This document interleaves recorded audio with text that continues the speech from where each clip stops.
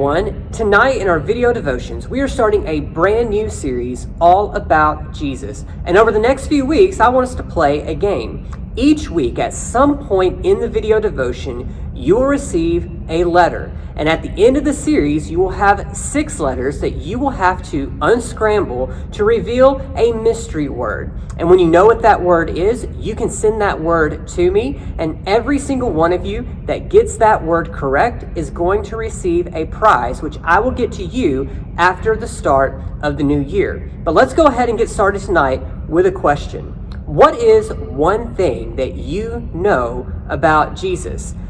What is something you know? Ask your parents to post that in the comments below, and let's see what we know before we even get started.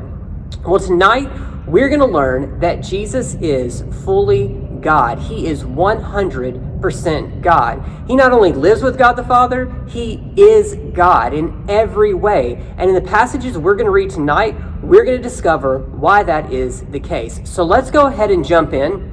We're going to start in Hebrews chapter 1, verse 3. Listen to what this verse says about Jesus. The Son is the radiance of God's glory and the exact expression of his nature, sustaining all things by his powerful word. After making purification for sins, he sat down at the right hand of the Majesty on high.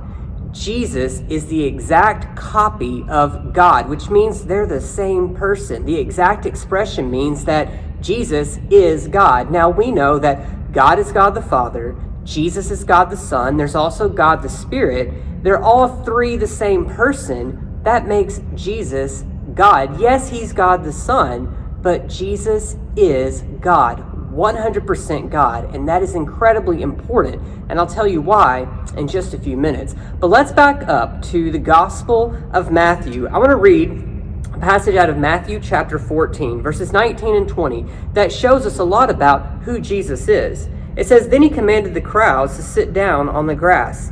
He took the 5 loaves and the 2 fish, and looking up to heaven, he blessed them. He broke the loaves and gave them to the crowds. Everyone ate and was satisfied. They picked up 12 baskets full of leftover pieces." Now, that's the story of the feeding of the 5,000. It's an incredible story because I don't know anybody who could do something like that other than Jesus. The Bible is full of things that Jesus did and things that Jesus said that only God could do. Only God can take 5 loaves and 2 fish and feed over 5,000 people. What's even more incredible, and here's what I love about this story, not only did all of those people eat and get full, but there were 12 baskets of leftovers. 12 baskets of leftovers. They didn't even start with 12 baskets. They didn't even start with a basket, and there was that much food left over. Well, that is only something that God could do, and the fact that Jesus did it proves that Jesus is God.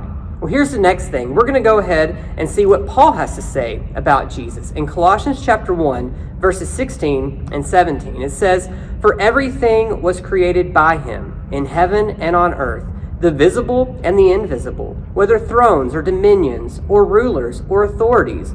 All things have been created through him and for him.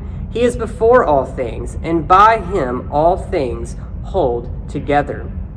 Jesus was there at the very beginning. You know why? Because Jesus is God. God has always existed, which means Jesus has always existed. Jesus was there in the beginning when God made everything that we see. And the Bible says that it was made through Jesus, and it also says that Jesus holds it all together, which means that Jesus is in control of everything that happens in this world, in this universe. God is in control. That means that Jesus is in control. Now, earlier I said it's really important to know that Jesus is God. Now, why is that? Well, here's probably the best verse of all. 2 Corinthians 5:21 says this, "He made the one who did not know sin to be sin for us, so that in him we might become the righteousness of God." The only way that we could be saved is if somebody paid the penalty for our sin. We were going to have to pay that penalty, and we know it's death, and it's living separated from God forever in a place called hell. But Jesus, who was perfect because he's God. He took our sin. He said, I will pay that punishment. And that is only something that God could do. Jesus said, I'll do it.